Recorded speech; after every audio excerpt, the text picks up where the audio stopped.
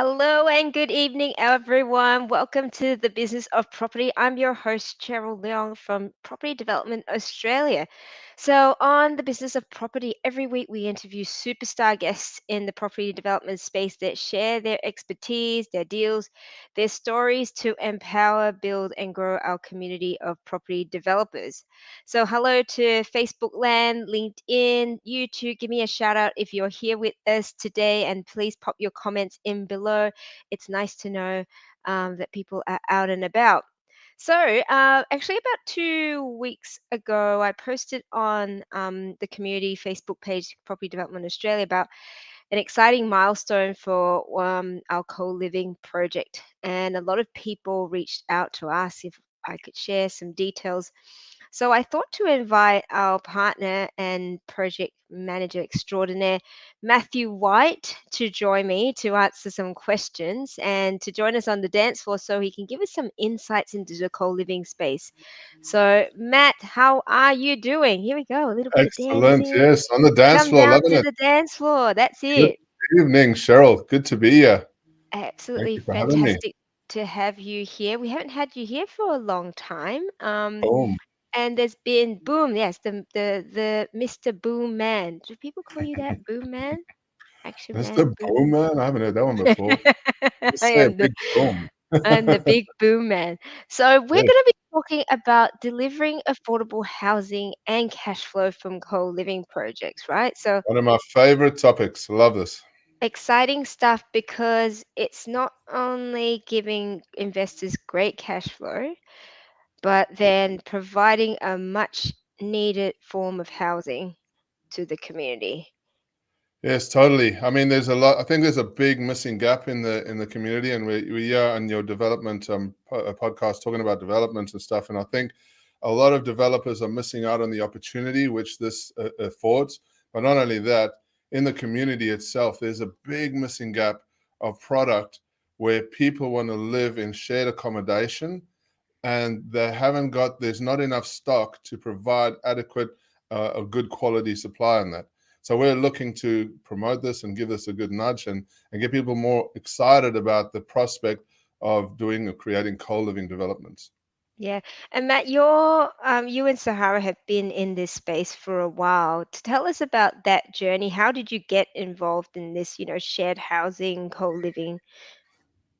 Wow, it's been a long story. We got into shared housing. I suppose my journey starts back many years ago. I mean, as like most people, I've lived in shared accommodation. Many people have lived in shared accommodation. In the early days, when I was living in shared accommodation, I had this idea. Look, and it wasn't when you come out of school and that, and you're living with friends and all that kind of stuff. It's a little bit awkward, you know. At some point, you maybe you go out and you have some fun with your friends, and the place turns into a bit of a party house, and that kind of lifestyle kind of wore me out. Eventually I moved on to actually starting to rent properties that I could be in control of, and people would come and live with me. There was a better way to do this. This was overseas at the time. I moved over to Australia. That was kind of in my DNA, kind of living with shared people in share houses, because it was a way to save money. It was a way to, enjoy life, have a community, have people around you. It was a really great, vibe. I met Sahara, and we kind of ended up, she was living in a share house at the time when I met her. Funny enough, she was living there to save money. She was on a property journey, buying property, that kind of stuff, which is really great. And we kind of connected and intrinsically moved into place and started renting out rooms. That was just a kind of natural progression for us. And it was great because we've got the story to tell that we haven't paid rent or mortgages ourselves for many, many years. I think I can't remember, right? Because we've lived in this affordable situation. Mm. We've taken this model and expanded it. We moved to Melbourne. We looked at purchasing our own properties and turning them into shared accommodation. We had this big, grand idea about creating an empire of real estate in the shared economy, the shared housing kind of situation. But when we first started out, we didn't have any idea about it. We kind of were poking in the dark. Let's just get a property, throw some people in, and it'll be like school times, like college, like back in the day. But it turned out that there's actually regulation and rules around this, and we got ourselves into quite a bit of a pickle. It was not a good time when we got into trouble. The councils came down on us, and they were threatening us with fines and all kinds of stuff. And I'd set up a whole lot of properties. I quit my job to go and manage all these properties. Sahara was working with me at the time. We're doing this all together, and it was a frustrating time. And we learned very quickly that there's rules, and you have to follow the rules. Obviously, we didn't understand this at the time, but we had a very hard lesson that you got to set these up the right way. Which brings us all the way back. We had to recover from this, and this recovery period was quite onerous. We nearly lost everything because we had to kick people out of the properties and all this kind of stuff, and we recalibrated. And we recalibrated from this in such a way that we're able to create a very sustainable business out of this, right?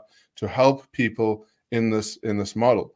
Number one, firstly, we see that there's this big gap in the community for people needing good quality shared accommodation. And we've seen this need in the investor space, or the developer space, where people are wanting to create cash flow positions in their portfolios. There's not much out there that can afford that kind of situation, other than your co-living type scenario. It's affordable to get into, it's affordable to manage, and it can add a great asset class to your portfolio in terms of high yield cash flow. Mm-hmm. And so, what did you find from that? I know you started with actually houses and converting them into rooming houses. What's that? I know in Melbourne, what are you able to do in Victoria in that space? So in Victoria, for us, we turned that into a very successful business where we were able to help loads of people convert their properties from, obviously in a negative position where they wanted to start renting out their rooms. They went through a compliance process. We were able to help them with the compliance process affordably so that they can convert their properties into rooming houses. This model went on for quite a few years. This was our bread and butter, and we were able to create a very good business from this. But we learned a lot of lessons out of that. We did hundreds and hundreds of conversions for people, and people still come to us with projects they want to do and projects they want to convert. And over the many years of doing this, we learned some very, very deep lessons about this. Now, bear in mind that over time, we built our portfolio up. We had up to 9 properties. We had more than 60 rooms. And we've done a lot of, we've been deep in the trenches in this type of business. And we've seen a lot of people that are out there in the community who, because we advertise a lot, they message us, right? Message us looking for rooms. And we've looked at hundreds and hundreds of thousands of ads and messages. We've gone through a lot of data and collated and collaborated and seen what people want. And in the deep trenches of this, one thing is very clear. People that live in shared accommodation do not want to share facilities, or they don't want to share bathrooms or toilets. They don't want to. The problem is they've got no choice because there's not enough suitable accommodation for them where they've got their own private facilities. Now, this resonated through us for a very long time, and we started thinking about how we can evolve what we're doing and create a win-win in the community. And we went down this path of starting to create an outcome to develop rooming houses. So the model of conversions is great if you own property, right? And a lot of people come to us and they say, well, can we buy and convert nowadays? And with the market the way it is, the numbers don't work where you can have cash flow straight off the bat. Plus, when you do a conversion, intrinsically what you're doing is you're devaluing the property, right? So this became a real problem for us. And we were like, well, there has to be a better way to do this. And so we reformulated and re-looked at the whole situation and said, well, what if we created something that was customized? It would be, at the end of the day, have more value, and it would produce a high level of cash flow. What would that look like?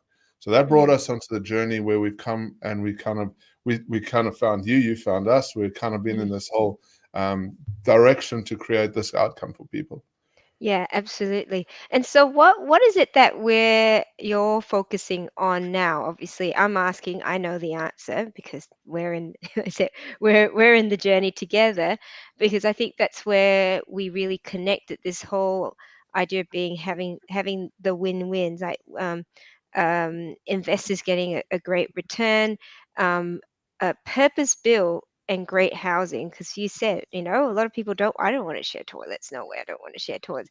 But just having that level of privacy of your own space, right? We Totally. want to be able to choose when we chat to our neighbors or our housemates, but then be able to go, all right, I just want some quiet time as well. So what does that look like? Can right. So very much so, we're passionate about creating a customized product, right? Customized rooming houses, and I'm going to show you what that looks like in a minute, and give you some idea about this. I want to show you something that's really interesting, and it's kind of one of the things that has really burdened a lot of people in the space, where they've gone down the path of converting properties or setting up share housing in any city, that for that matter, right? And it's utility cost, right? Because ultimately, and this is a very big burning factor, it's all well and good to rent out rooms, but at the end of the day, you're going to have to factor in consumable costs, right? These are your gas, water, and electricity bills.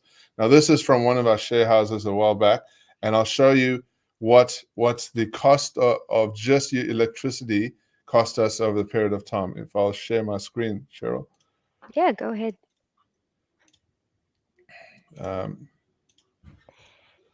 So you can see here, this is a quarterly bill. This is just electricity, and that's quite a staggering amount, right? You add water, gas on top of that, it becomes very onerous, right? This is one of the other problems that we found in the old model of doing shared accommodation, which was really frustrating to us. We had to figure out how we can rehash all this. So taking all these problems and issues aside, we reformulated a model, and I'll show you what it looks like. It's creating sustainable rooms, or rooms for people to rent, with all their facilities included in their room, right? A really nice, clean, presentable, homely type of feel, where people can come with their bags, drop their bags off, and everything's there. Internet's included, utilities are paid for, all of this stuff. Well, the people that take on these properties, they pay for their own utilities. So there's not an additional utility cost or consumable cost. But look at that. That's a beautiful, homely type environment, simple kitchenette, they can prepare food. They can, they've got a TV to watch in their room. They've got a toilet ensuite. I'll show you a floor plan of what this looks like in a minute, but it's just beautiful, right? Now imagine a couple coming out of university, right? They haven't got a lot of money. They're just trying to get their step in life, right? They go out into the market looking for a place. They go look for a 1-bedroom apartment or a 2-bedroom apartment, whatever they're looking for, right? Whatever's available, because there's not a lot of stock. And so they go looking for a 1-bedroom apartment. Now they've got to buy white goods. They've got to go buy furniture. They've got to go buy utensils. They've got to buy all these things. They've got to pay for a deposit. They've got to lock themselves into 12 months. It's a lot of money, right? It can add up to 11, 12 grand, even more sometimes for people, Yeah, you gotta be on Facebook Marketplace or Gumtree, organizing pickups of stuff, haggling for things, picking up things. I've been there, like lugging around the fridge that ends up working for 3 months, and then you gotta go replace it again. and then you gotta get a new one. What do people get when they walk into these rooms? And I think that the TV itself just sells it. I know my husband would have just moved in just for the TV Exactly right. and moved in TV without is a me. convenience. This is the thing. At the end of the day, this is about giving people in this market share convenience, right? Convenience to know that they've got everything catered for. They've got a good, comfy, quality home. They've got fast internet. They've got a TV in their room. It's kind of like a hotel room, but it's for a longer stay, right? And so you want to make it as comfortable and for them to want to stay for a long period of time. So what they're getting is pretty much everything. They literally can bring their bags, drop their bags, unpack. That's it, right? They're in these places. Typically, there's shorter term rents, right? So the rents aren't onerous. You don't have to lock into 12 months rent if they don't want to, or depending how that's being managed. Typically, we do a 3-monthly rental to give people that nice, comfortable feeling. Usually, people stay for longer. They love staying for longer when they've got a nice, comfortable, safe place, and they know they've got people looking after them. And I love this. I get excited about this stuff. I get really pumped. better change this picture before I start getting excited and dancing. And this is the project we're talking about tonight. This is a typical type of projects that we do. We do these in a certain way for multiple reasons. And one of the biggest reasons is a cost factor. The other reason is to keep, get the most value from the land. There's a whole list of things that are benefit or advantageous from doing the model that we work towards. And these aren't just easy to get over the line. It takes a bit of understanding. There's a planning component to this. There's a building component to this. And there's a lot of little pieces that have to fit together. It's not just a standard duplex. There's an added layer of complexity to this. So it doesn't need an extra level of skill set to get these over the line. But when you get it right, it is a really, really good model. Yeah. Yeah. And this is what I really like about this is not only you're creating cash flow, but there's an equity uplift to it as well, because it is a development. You've got two properties there, in which case you are maximizing what you are doing on the site. And if you're developing, you're pretty much building it at wholesale. So there's still an equity uplift, which is really, really an extra bonus. Yes, exactly. And how exciting is that? You're building in your own equity, plus you're getting this higher level of cash flow coming out of the property, right? And that cash flow, when you do it properly, can drive more equity in the project if you're smart about how you're driving that return, right? Yeah, absolutely. So is it okay if I show a floor plan of this? I don't know Yeah, if absolutely. I think that's what everyone if would anyone wants to see a like to floor see. plan, I'm going to That's throw a like floor plan up. cover your eyes if you don't want to see the bare floor plan. Yeah. This is the fun bit. So This that's is the the top fun bit. floor. So this is the top floor, guys. You'll see each of the rooms is really self-catered for. We've got en suites, we've got robes, we've got kitchenettes. Very, very, very awesome, and a really great way of creating an outcome for people who are renting rooms. You can see in this, we've actually, because of how we design our setup, my thing's not working here. It's a bit slower. We got a 7.3 star rating, which is brilliant. On the other side's got 7.9, which is really amazing because we've created a sustainable outcome in this as well. Let me zoom out. I'll go down bottom floor. Bottom floor, great design, disability access, bathroom down the bottom, and some other facilities and features. Really, really cool, really detailed, and this gives people the comfort that they're looking for, and all the facilities and amenities to make this convenient. So really, really exciting stuff. And one of the things we often get asked is, what's the situation with parking? How much parking do you need? Good question. Here we go. Look at that, all prepared and everything. So this is the site that we choose, and we look for very specific sites that have a very specific outcome because of the amenities and facilities that come into this. Now, in Victoria, we need to supply 2 parking spots for every 4 bedrooms, right? So the parking limits are pretty good. The parking restrictions are very good, and we've got a good regulation around that. But 2 things I want to point out here. For instance, in this project, we're literally a stone's throw away from the train station. That's how we're selecting all our sites. We're looking for specific criteria. It has to fit a specific model. Size, dimensions, and location is very, very important, very critical. And here, talking about parking, you'll see that down on this, and this is how we select a lot of our sites, is ensuring that there's plenty of parking on the street for people who want to park. Now, saying that, most people that live in shared accommodation don't have their own transport. Typically, they'll travel on public transport. Public transport is critical in terms of what we're creating. So we've thought about just about everything. A very quiet road, plenty of parking space. Most of the cars on this road park in their garages or in their driveways anyway, so a lot of space available. So not a problem at all. Does that answer your question? Because I get asked that a lot as well. Yeah, absolutely. And so, how far away from amenities is often a good gauge to um, to gauge sort of the distance away. So we've got the train. I mean, where would you find the shops and employment? So what are the sorts of areas that are ideal for this sort of housing? There's one driving factor for shared accommodation, right? One driving factor. And it doesn't matter what city you're in, the driving factor is the same. Everyone wants to live as close to the city as cheap as possible. That's the Mm, main driving factor.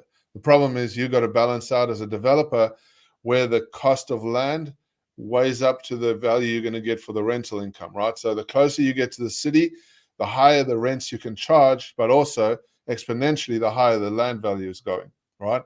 mm, So we always teach this. This is part of what we educate people around. Is it's not so much about specific locations as much as what it's trying to find that sweet spot, which is generally around bands in the city or major distribution hubs that can cater for the cost of the land balance weighing up to the cash flow that you're going to get out. Now, in saying that, anybody that is thinking about this from a cash flow perspective doesn't really matter where they buy. Because at the end of the day, if this property were to be paid down, right? If you had one property paid down and was generating a huge amount of income, and I'll talk about the rental mm. return in a minute, it doesn't really matter. You're going to own an asset class that's pumping out cash flow. It's retirement capital that most people would be happy to earn, right? So let me show you what I mean by this. In this location where we're located now, the typical, are you still with me, Cheryl? Hello? Okay, I'll continue. Are you there? Don't know if we're frozen or not. Anyway, I'll continue. So typically, each bedroom would rent out for around 300 a week in this area, right? And we've done the calculations on this to quantify this. So for 6 bedrooms, which is what we create, that's $1,800 per week, right? $1,800 per week for one site. Now, if you were developing or you're creating this and you built a property like this for yourself as a retirement portfolio or for your Mm. retirement capital, how brilliant that instead of having to buy multiple or create multiple properties, you have one. You do a lot of developments, you take the money from your developments, you put it into this retirement capital, and boom, it's multiplying. It's growing in equity over time, and the cash flow from that can support you way better than any other residential property that's paid down. For me, that is one of the most beautiful models, is that instead of trying to focus on having 4, 5, 6 properties, why not bring it down? Think about creating an outcome like this. You have less properties, but you've got higher cash flow coming out of it. Get it paid down, and you've got this beautiful retirement capital that you can utilize for years and years and years. How exciting is that? I love that. Yeah. And I mean, here's the other thing as well. And you look at it, what I love as well, it's diversified risk because you've got 6 incomes from one property as opposed to one income from one property. Absolutely. How good is that, right? If and this is one of the beautiful things that we've learned over the years is even with the impact of COVID, even with all this diversity going on, even with all this, Mm, stuff in the real estate market, for us, we've been pretty stable. Yes, we've lost tenants, residents from the impact of COVID, but we were able to pretty quickly recover faster than a lot of other people that I've seen in the market. It's a business that we have that's very sustainable and long term. And like you're saying, right, you've got this strength in numbers, right? The more rental units you mm, have, protecting yourself in one property. If two, 3 people were to leave, you still got 2 or 3 people paying down whatever you need to pay down or paying you money. But in no time that gets filled up again because there's a huge demand for it. And guess what? That demand's not going away because people need affordable accommodation now. In 5 years' time, 10 years' time, and 100 years' time, they're going to need affordable accommodation. So it's one of the better low risk outcomes that I found on the market ever. Hello?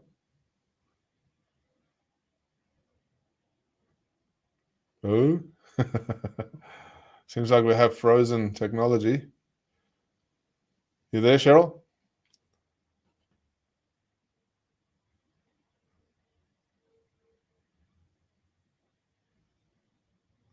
Let me stop sharing my screen.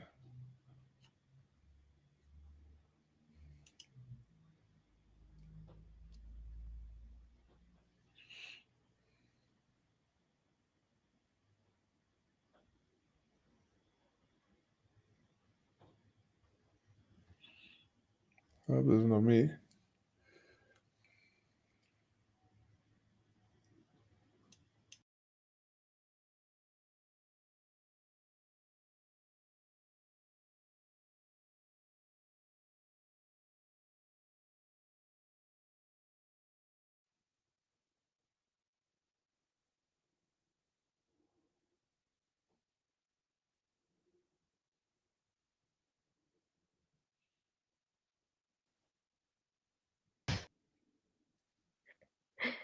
It was the Matt show. It's feeling a little bit awkward, yeah. We're Sorry. just talking about awkward before. We don't need Cheryl. It's my Oh, show wow. now. I'm taking over. Sorry, Yeah, yeah. Sorry. that's Technology NBN. does that sometimes. Yeah, fun and games. That's NBN for you. Hello, sorry. Yes, we were talking about. We were getting so excited the internet couldn't handle it. We broke the internet. Story of my life. That's right. Happens All all right. the time at So Nora says, I love this concept. How do you manage social issues with renters? And this is a really interesting one. I think a lot of people have this idea that rooming houses or co-living is social housing. It's a very, very, very big misconception. We have a very specific demographic that we're focusing on, and it's kind of that urban professional, international travelers, international students, people that have got, standing and got good jobs, and they can provide for themselves and pay their rent. There is a level of low socio in this space, and it is something that can be catered for. There's no doubt there's demand for that as well. However, in the model that we have created, we're focused more on the urban professional. We feel that especially the young couples in this market are the transient young couples looking to get a foot in life Mm, are the ones that we're trying to cater for the most. And in this means there's and that plus the fact that we have good management in place helps to mitigate any risk or issues down the track, right? yeah. Management is probably a key issue to this whole context. Yeah. And I think, woman, let's talk about the numbers around this because I think that also helps with identifying, um, I don't want to say a higher quality, but it's a different price point in terms of rent because you're finding, particularly in the capital cities, one bedroom apartments I know in Sydney could be renting for $600-700 a week or so. Whereas if you are doing share housing, it might be, 180, 200 $200 a week. But we're sort of in the middle where it's three to 320, where it's purpose built, it's fully furnished, and you're catering to a certain mm, type of tenant. Am I allowed to use the word tenant? Sahara Residents, residents. That's it, yes. residents. Residents. Yes, no, that's right. And you get the lowest end of the scale, and you get a kind of the upper end of the scale. You like Mm. you say, quite rightly so. One bedroom apartments are, the prices can be astronomical. Yet they can also be affordable in certain areas. And people say, well, why wouldn't a couple just go and rent out a one bedroom apartment or a studio? And it comes back to this whole issue that we were just talking about as convenience. Mm. If you We've done a lot of market research around this, and for the most part, and couples especially would definitely pay or want to pay more money for a place where they can go live comfortably. They've got their own convenience, right? Their own shower, bathroom, toilet, and a kitchenette over a place where they've got to share facilities with people any day of the Mm. week. Singles are a bit more transient, they're a bit more fussy, but couples definitely want to pay that extra money for the convenience and for that extra bit of luxury. Yeah, absolutely. So what are we expecting in terms of how much this costs and this whole sort of setup costs, and how much can we expect in rental and expenses? Can we sort of have a high level dive into that? Yep, sorry, my camera's just had a little bit of a snooze. Must be boring it. It's it's so yeah, so higher level, right? So the the thing is, with the property prices the way they are, it becomes a little bit, you got to be on your game for this and Mm. understand the numbers. Now, we got this property at a really great price. We got it sub 800, which was really good at the time. It was just before the market was kind of shooting Mm. up. So this property has been capitalized at a good price. Now, that's not to say that you can't get decent prices in a lot of outlying areas of the city. Melbourne, Sydney, Brisbane, Adelaide, all have great potential. Now, this was just sub 800. The build cost has come in around about 450 a side, 450, 460 a side. So do the math on that. It's about $1 million per side, give or take, on the total asset holding, right? So this will be subdivided, two separate titles on the block, and there'll be two separate owners in this instance, right? So if you take that and reverse engineer that, and you look at the rental return of $1,800 a week, right? And you've got to pay off a loan of, well, you're probably going to have a deposit in there, and you're paying off a loan of, say, 600,000-700,000. It's a really good outcome, right? Not much can produce that kind of return, and you got a really solid investment. Now, there's certain ways to set it up the right way. We always recommend that you have this as a commercial entity, because as a commercial, you can run a much better outcome with it, and you get a much better return on this. If you get your headspace around how that model works, it's a really, really excellent model, and you can drive a higher equity position because of that. Does that make Yeah. sense? Or you want me to go any deeper on the numbers? No, I think, and this is going to be obviously a case by case where you're located, how much the land is worth. Uh, rightly so. I think the land value for this has gone up probably about 100 grand from when we purchased it as well. So we were Totally. quite we were quite lucky in catching that cycle. Um, but again, we worked quite closely with the builder to create a good outcome in terms of the build prices. We got lots of quotes that ranged from, I think the one 600, 700, about 800,000 per per side. side. Yeah, Yeah. per side. And so, it's not every builder understands this, and definitely because Matt's with his expertise was able to guide the builder as to the nuances of rooming, what's required, what the regulations are. Um, that it's created a really good outcome in that Yeah, regard. totally. And, yes, thanks for that, Cheryl. And yes, there's a lot of complexity in this. We have a team that finds us the land. That's very important. And this is the thing, right? And we were talking about this earlier on. If you got a property like this and you were fixated on paying this property down, right? You did developments or you did renovation, whatever you're doing, Mm, mm, and you're putting money into a property like this. This is one of the most amazing retirement outcomes you could possibly create for yourself, right? You put everything into this, you've got it. And if you wanted to use equity down the track, you've got equity in the property, right? mm, You've got this pay mm. down, and it's paying you cash week after week after week. And guess what's going to happen? Over time, that rent's going to go up, and it's going to beat inflation. So imagine you're sitting on your little deck chair and you're retired, grandma, grandpa, and this property is just paying you money, right? You can live Uh, off that. It was $1,800 a week now, and 5 years' time is going to be $2,000 a week, right? Yeah, It's going to go yeah, up. What a beautiful yeah, investment opportunity. yeah. And I see often as well, people are fixed on the number of properties they want to purchase, Why? right? And you sort of go, well, it's more than numbers around that, because you can have 10 properties, but if they're negatively geared and they're not then they're in not particularly great areas. Obviously, with 10 properties, you're hoping there's a level of diversification, but it should be around, okay, the capital growth and the income, because so many of us have been stuck in the negative gearing. That negative gearing.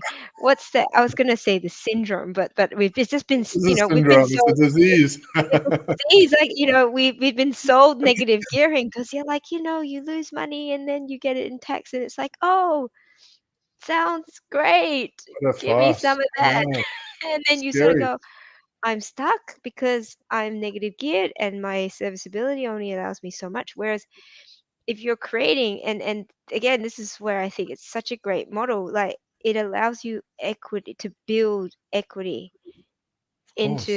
into the property plus cash flow, which allows you to pay down your loan, which allows you to then access more properties. So there's so many things about this sort of says, if you're cash on cash, I mean, for this one, we'll probably net, so net interest rates, sorry, interest repayments, property management, and all our costs probably about 35,000 Yep. per Boom. property. Right. 35,000, right? For those of you who are thinking of exiting out your full-time work, if you're, say, on average, you might be earning, I don't know, whether it's 120, 150, or even less than that, whatever that goal might be, 100,000 a year, right? This is 35,000. How many of these do you need to exit your full-time job? Right? It's about three. Even So better than that. You only need one. If you pay one of these down, you can live off $1,800 a if you week. pay it off, but I'm saying that if you had a loan and you had to rely on cash flow, but that's the thing. This could be an extra side hustle thing that you go. I've got 3, 5, 10 rooming houses wherever it might be in Melbourne, Brisbane, and different states have different regulations. So be absolutely clear on that and make sure that you consult your state expert on that because it is different. But Yeah, these cash flow is king, absolutely. But ensuring that the fundamentals of that property is sound is going to be what absolutely. what you want to add to your portfolio, I right? had Is I that a speak boom? to That's a boom. Yeah, big boom. That's a boom. A boom.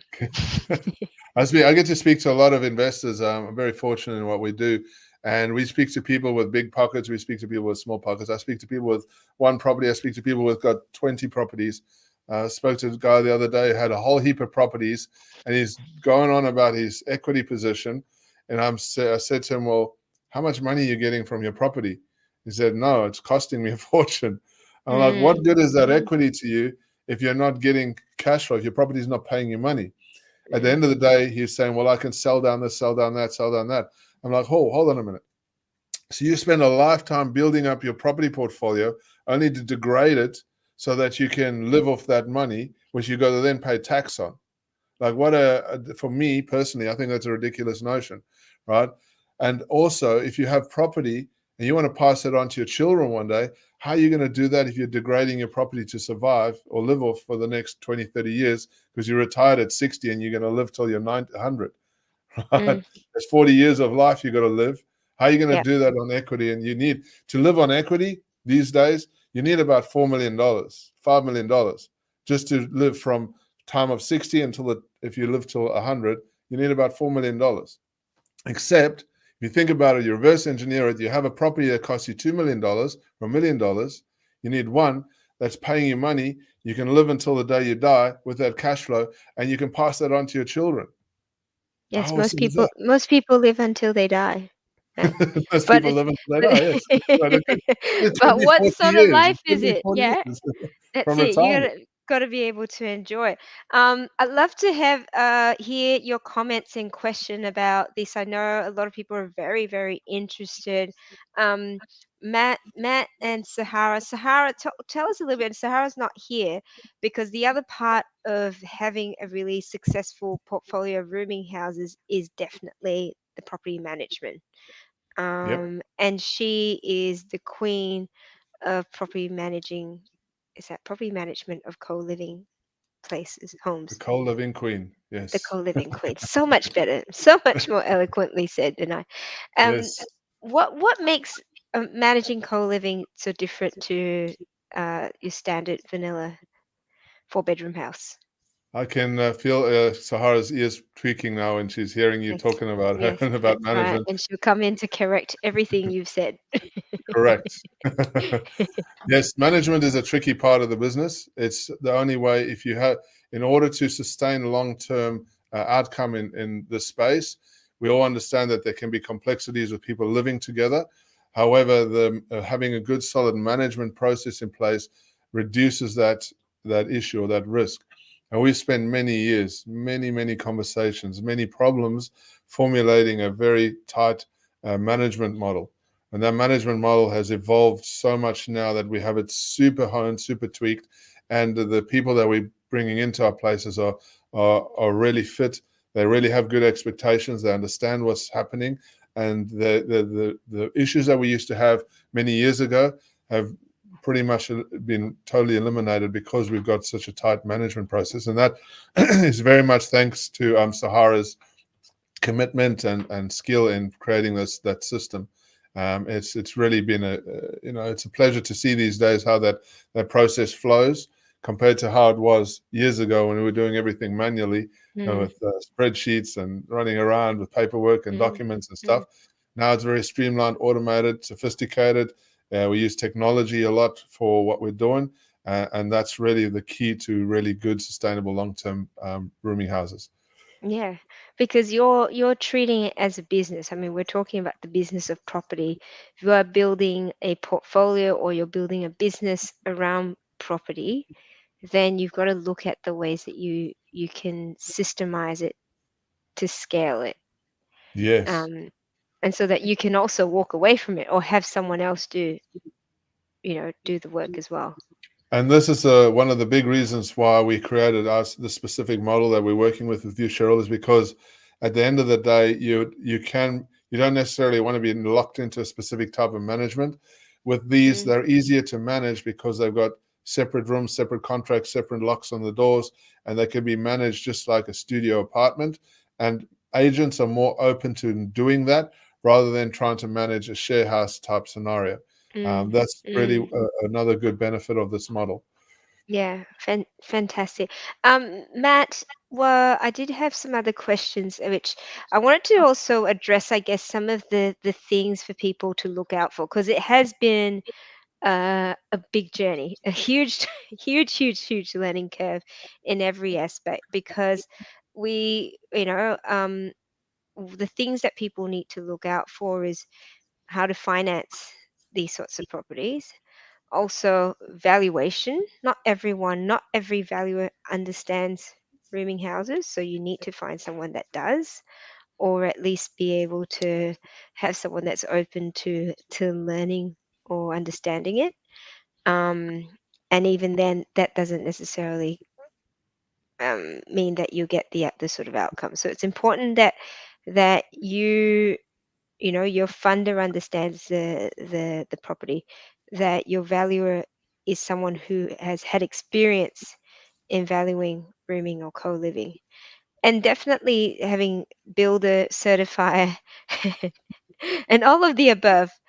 It's such a unique space. Again, this is why it's not something that you should go into. um uh well, you need to go in eyes wide Without open, people but backing you up. without Yeah. the right people backing you up and leading you through the process. Let me ask you this question, Cheryl. Would you have done this property or this project by yourself? No, that's why we did this together.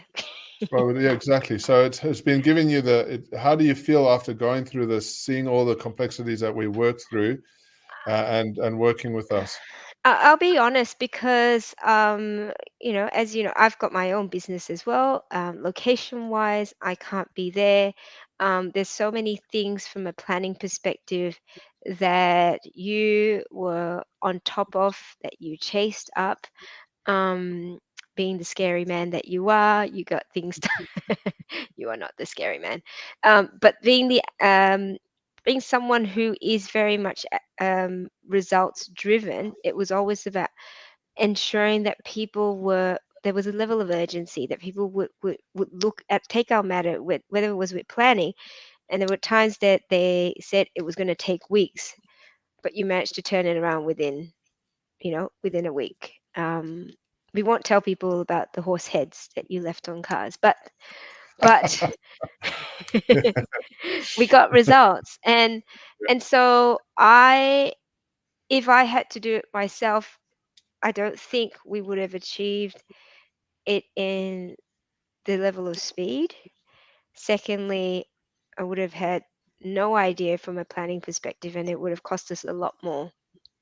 And I think there would have been so many mistakes along the way. Now that you've been through the process, what does your skill level feel like now, learning all the stuff that you've learned going through this? Oh, absolutely. From it's been like this. I can't even say, but there's still things that I mean we're still learning along the way. And we're just about to start construction, as you know, and there'll still be things that will come up. But Yeah, that's the nature of development in general. But I love that it is something that's so unique, and it's yes, something that I totally. can't wait when it's done to show our community, like, that these places will be brand new, they'll be furnished beautifully. I mean, you'll want to move into them yourself.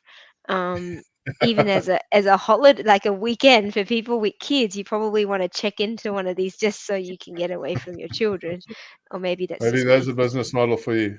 That's it. That's it for all the But parents that want to. going back to that, it is important to work with people that have got the skill level to Mm, do this type of scenario, and then learn from that experience, learn from it, mm, and you can grow from it, and you can see how you can change it into something that's really viable for you as a sustainable real estate investment opportunity. yeah, yeah. It is. It is something where I didn't want to do it on my own. And that's why when we connected, I think a few years ago, we were like, well, how can we provide a solution that is a win-win across? Which is where we are now. So it's been great, and I'm very thankful that you've been patient with that you've been pushing for us in this project. And the great thing is that the people in the community, if you're interested to find out and learn about this, obviously you can talk to Matt about it. But we are, uh, the great thing is that in terms of a development project, this is another type of project that you can consider as well. Yes, totally. There's so many different avenues, and at the end of the day, I always say to people, because strategy is something that confuses a lot of people. Should I do this strategy? Should I do that Mm, strategy? mm, What is this outcome I'm gonna do? And people go around in circles trying to figure things out. They get themselves burned because they're not very focused. What like to say to people is get very, very focused on one idea, one strategy, one outcome, but always be thinking like, what is my end goal going to be? If I'm going to make 100, 200,000, $300,000 over the next 5, 10 years or whatever, what am I going to do with that money? Where's it going to be invested in? And mm, what's going to give me mm. the best outcome when I get to retirement, when I want to reach that financial independence, right? The rooming house model, the co-living model, is one of the most sustainable long-term investments you can do. So get focused on an idea, get focused on a strategy or development strategy, whether you're going to do a 2-pack, 4-pack, 6-pack, get good at that one strategy and think about this as a seriously good outcome for putting all your money into that's going to support you for years to come when you get into that retirement phase. I get Yeah. excited about this. I love this because this has changed our lives. It's given us the ability to Mm, get out of our jobs, to get out and do things in our life that we wanted to do, right? We're starting to tick off on our bucket lists, and we want to go and travel and do all the things. We can do that now because of this model that we've been working so hard on. yeah. Except COVID hit, then you can't travel anyway. COVID us in the butt, but that's okay. That's okay. We as entrepreneurs, as real estate investors, we pivot, we figure out things, we Yeah. move forward, we get up from the ashes, and we fly again, right? Yeah, So we do. absolutely. Like a phoenix. Absolutely. So, Matt, if people want to be able to get in contact with you, what's the best way for them to reach out? Uh, Put a little note on a pigeon's leg and throw the pigeon out, and then Yeah. fly to me. That's the only way. That's No, it. That's it. PM me, Matt people. only. PM me. My Cheryl will drop my link in the, or I'll message in the thread. But you can just PM me directly. Look for me. I'm Matthew White on Facebook. You'll find me coming up there, and just send me a message, and I'm happy to connect and contact you. If you don't get hold of me, get hold of Cheryl. She'll direct you to my way, and we can have a chat. Happy to chat to anybody who wants to talk about this stuff. I love talking about it, and I want to help as many people in the space as I possibly can. Thanks, Cheryl. Fantastic. Yeah, don't worry about emailing or calling Matt. He doesn't communicate in in those ways. Send him a Facebook message directly. That's the easiest way to get to him. Thank you, Matt. Thank you so much for being on this call with me, sharing our journey, your journey as well. And again, everyone that's asked about sort of our project and all, definitely have a chat to Matt if that's the type of product you're looking for, the type of investment. And then let's work. You can work out a strategy for you as well. So excellent. Well, I think that's the wrap for the evening. Thank you for joining us this week on the Business of Property. Make sure you visit our YouTube channel for our past sessions of the Business of Property. I'd appreciate if you found it valuable. Subscribe to our channel. If you like the show, hit the like button. So until next week, take care, goodbye, and see you again. Ciao, ciao. Good night.